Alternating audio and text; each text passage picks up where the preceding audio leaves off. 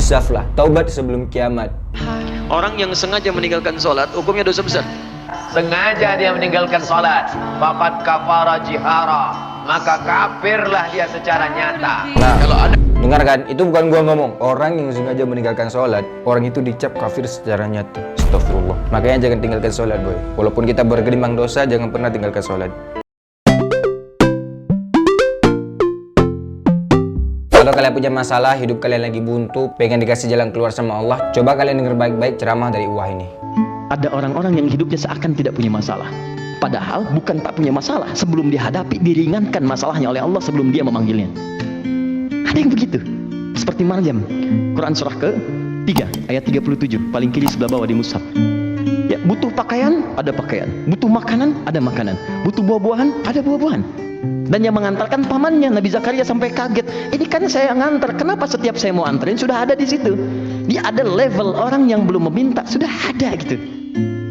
Dan ada orang-orang yang meminta berkali-kali, Allah nggak respon. Allah mau jawab begini, kamu ini saya panggil datang telat, sekarang berdoa pengen cepat dijawab, kamu siapa? Maka pernyataan ini dikumpulkan di Quran surah kedua ayat 186 di ujung ayatnya. Falyastajibuli wal yu'minu bi. Kalau kamu pengen cepat dikabulkan doanya, maka kamu pun harus cepat menyeru apa yang aku mintakan. Aku minta kamu, engkau cepat, engkau pun minta kepadaku, aku berikan cepat. Aku minta kamu, engkau lambat, engkau minta padaku pengen cepat, engkau siapa? Jelas ya? Fair kan? Ini gak salah satu tips untuk kita semua. Kalau kita tuh pengen doa kita cepat dikabulkan oleh Allah, ketika dengar azan, itu langsung bayangin Allah tuh lagi manggil kita, bilang bahwasanya hambaku kamu lagi punya masalah, sini curhat kepadaku gitu, minta kepadaku. Kalau kita punya masalah sebesar apapun, kalau kita curhat kepada yang kuasa gitu kan, itu apa sih yang nggak mungkin gitu kan bagi Allah untuk menghilangkan masalah kita gitu dalam sekejap. Kun fayakun, maka jadi boy. Ini sekarang banyak orang demi berbuka bersama sampai tak sholat. Apa ini? Ini perbuatan tidak diridhoi Allah SWT. Bukber, alumni SD, alumni SMP, alumni SMA. Siapa di antara kalian yang kalau bukber nggak sholat? Sholat lebih penting daripada bukber mah bro. Sampai persatuan paguyuban, persatuan tetangga 10 hari tak sholat maghrib gara-gara berbuka bersama. Bukan ajaran, bukan adab Islam. Tak datang dari mana ini? Sampai di situ ketawa cekikikan, ketemu teman SD. Kau dulu yang iya, kita kan laki, kau mana? Itu yang kurus keritu. Ganteng abang lagi. Ini kan sedang puasa. Tak ingat dia ini sedang menjaga adab-adab. Kalau dengan datang itu tersambung silaturahim, sunnah. Tapi kalau dengan datang malah timbul dosa ghibah namimah, maka kaedahnya darul mafasid muqaddam ala jalbil masalih. Mengambil manfaat sunnah, menolak mudarat wajib. Menolak mudarat lebih diutamakan daripada mengambil manfaat. Iya guys, ini zaman-zaman sekarang nih kalau bukber bukannya silaturahmi, malah adu outfit, adu karir, adu nasib, semuanya adu-aduan di situ. Habis itu kan salat maghrib lagi kan. Padahal kan pada dasarnya tujuan bukber itu adalah untuk mempererat silaturahmi alumni.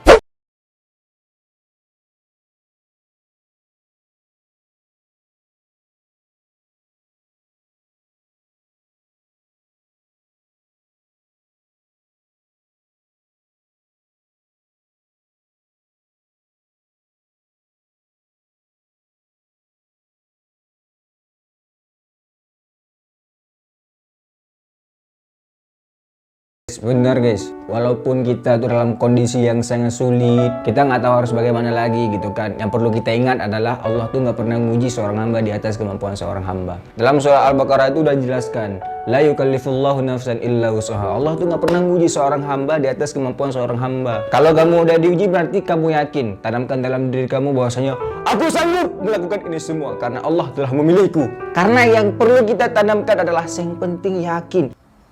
Yang paling mengerikan adalah sholat tak pernah, puasa tak pernah, sedekah tak pernah, tapi hidupnya lancar-lancar saja. Itu namanya istidraj. Tetangga saya Pak Ustadz tak pakai jilbab, sholat tak pernah, puasa tak pernah, hidupnya lancar, rumahnya besar, mobilnya besar, bininya besar. Bininya besar bang. Itu namanya istidraj. Sanastajrijuhum min haitsu la ya'lamun. Kami mainkan mereka dengan istidraj. Kami mainkan mereka karena mereka mempermainkan Allah. Mereka sangka Allah lalai, mereka sangka Allah lupa. Tidak, Allah sedang memainkan engkau dengan istidraj. Jadi caranya biar sadar, introspeksi diri. Mengapa aku begini? Kalau terasa salah, istighfar, mohon ampun kepada Allah Subhanahu wa ta'ala. Padahal dia nggak sholat, tapi kau banyak uang, sukses. Lah, kenapa begitu? Itulah istidraj, bos. Apa itu istidraj? Kayak dibilang Mak Was barusan, yaitu adalah azab yang berupa nikmat. Sampai dia lupa dengan Allah, nggak sholat, tapi hartanya banyak. Itulah istidraj. Kita berdoa kepada Allah, semoga kita terhindar dari istidraj. Saya hamba Allah Pak Ustadz. Alhamdulillah sekarang banyak orang hamba harta, hamba kuasa, hamba setan, hamba hantu. Bagaimana cara menjaga sholat agar lebih khusyuk dan tak malas Pak Ustadz? Itu nampak api kan? Kalau nanti terlintas di hatimu malas sholat, bakar jadi sebentar. Berapa lama kau tahan? Buatlah. Agak-agak gosong sedikit. Hai tangan, tahan kau masuk neraka nanti tangan. Nama kau nanti nama nerakanya neraka sakor. Masalakakum fi sakor. Kenapa kau masuk dalam neraka sakor? Lam naku minal musallin, karena tak sholat. Sholat itu penting guys, mau semaksiat apapun kita gitu kan, mau sebanyak apapun dosa kita, tuh jangan lupa sholat coy. Kalian tuh harus ingat kata-kata Syekh Ali Jabir ya. Walaupun kita bergelimang dosa, walaupun kita berzina, walaupun kita banyak banget dosa, jangan pernah tinggalkan sholat. Jangan sampai putus benar-benar nggak sholat. Ini udah maksiat banyak sholat, enggak lah, lain lagi kan. Insaf lah, taubat sebelum kiamat. Selagi kita masih diberikan umur panjang oleh Allah, kita masih diberikan nafas, ya kan, diberi kenikmatan yang sangat luar biasa sedemikian rupa. Jadilah hamba yang gaul, tetapi taat. Itu boy. Orang yang sengaja meninggalkan sholat, hukumnya dosa besar. Sengaja dia meninggalkan sholat, faqad kafara jihara, maka kafirlah dia secara nyata. Nah, Kalau ada dengarkan, itu bukan gua ngomong. Orang yang sengaja meninggalkan sholat, orang itu dicap kafir secara nyata. Astagfirullah. Makanya jangan tinggalkan sholat boy. Walaupun kita bergelimang dosa, jangan pernah tinggalkan sholat. Ada orang meninggalkan sholat, dosa besar. Sebesar apapun dosamu, jangan tinggalkan salat. Balasan untuk orang yang menjaga sholat adalah surga, maka balasan untuk orang yang tidak mau menjaga sholat adalah neraka. Nah, tuh denger baik-baik guys. Nabi Muhammad sallallahu alaihi wasallam manusia yang paling pandai bersyukur kepada Allah. Saat dimana Rasulullah telah meninggal dunia, ada sahabat datang kepada Siti Aisyah, "Ya Aisyah, sungguh kami rindu dengan Rasul sallallahu alaihi wasallam." Tatkala di saat itu, apa yang bisa aku bantu, kata Siti Aisyah, "Wahai istri Rasul sallallahu alaihi wasallam, tolong ceritakan apa yang pernah dilakukan Nabi, namun aku tidak dapat melihat apa yang dilakukan oleh Nabi," kata. Menangis Siti Aisyah radhiyallahu anha wa radhaha. Ada datang satu malam di mana malamnya gilirannya datang kepadaku, kata. Dan setelah itu Rasulullah, dan di malam tersebut datang giliran ke rumah Siti Aisyah radhiyallahu anha wa radhaha. Tatkala datang ke rumah Siti Aisyah, beliau Rasulullah bertanya kepada Siti Aisyah. Setelah Siti Aisyah cium tangan, mengambil tangan Rasulullah, taruh di atas kepalanya, lalu taruh di dadanya, memohon panjatan doa dari Rasulullah kepada Allah. Maka di saat itu Rasulullah bertanya kepada Siti Aisyah, "Ya Aisyah, ini malam-malam giliran untukmu." "Iya, wahai suamiku." "Bolehkah aku gunakan malam ini untuk aku beribadah kepada Allah?" "Silahkan wahai Rasulullah. Aku wanita yang paling beruntung di malam ini. Orang berbondong-bondong dari barat sampai ke timur, berbondong-bondong ingin berdekatan denganmu.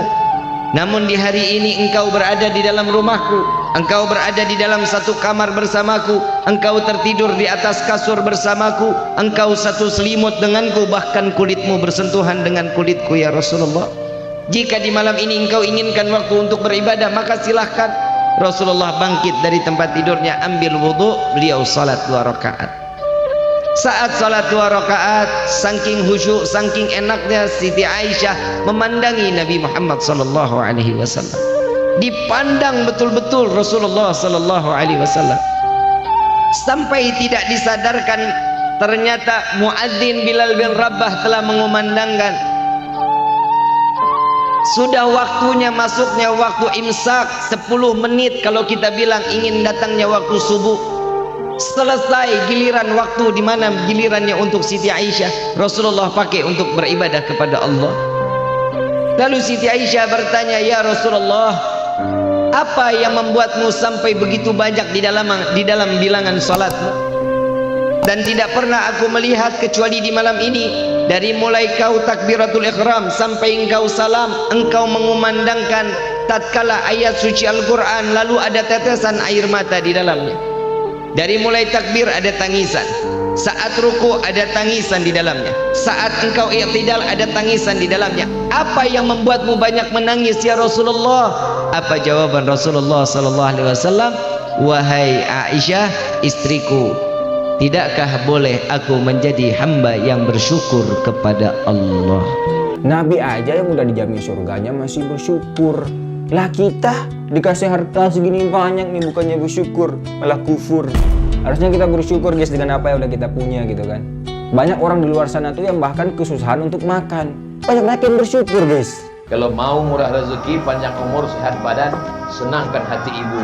Jangan kau susahkan dia.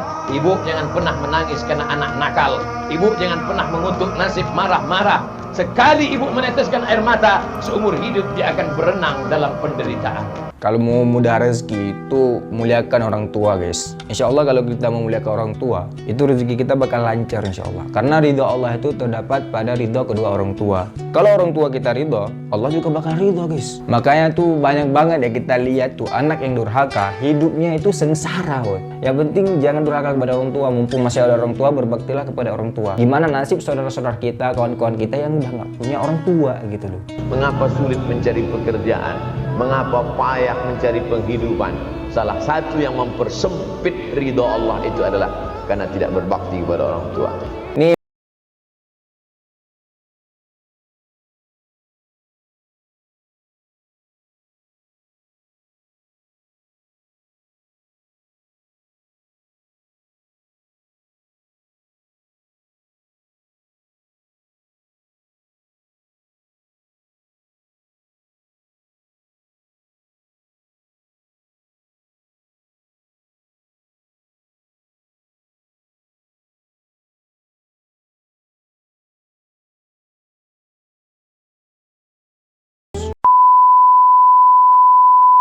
Jangan pedulikan omongan orang. Kalau kita dengar omongan orang, dunia ini sebetulnya sederhana, simple. Yang sulit itu mikirkan omongan orang. Kalau kita kurus, apa kata orang? Gak makan ya? Kalau kita gemuk, apa kata orang? Pertumbuhan itu ke atas, bukan ke samping. Capek kita mikir. Yang penting kita sehat, bisa beribadah. Selesai. ya guys, hidup untuk diri sendiri aja lah, nggak usah pikir orang lain kan, nggak usah mikir orang ngomong apa buat kita, lo kurus, lo gemuk. Dunia ini sebenarnya simple, yang nggak simple apa? Karena kita terlalu mikirin omongan orang lain. Makanya nggak usah terlalu dipikirin lah omongan orang lain tuh, yang penting kita jadi diri sendiri aja boy.